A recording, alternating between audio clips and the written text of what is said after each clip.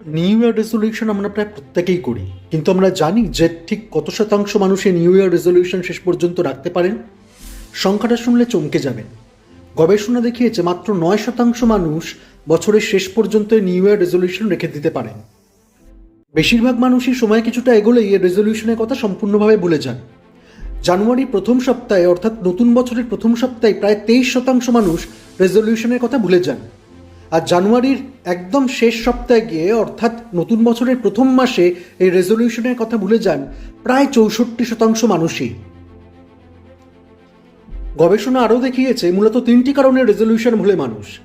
18% মানুষ রেজলিউশন ভুলে ব্যস্ততার কারণে, 19% মানুষ রেজলিউশন ভুলে প্রায়োরিটি বদলে যাওয়ার কারণে, আর 35% মানুষ রেজলিউশন গোল্লায় পাঠান মোটিভেশনের অভাবে।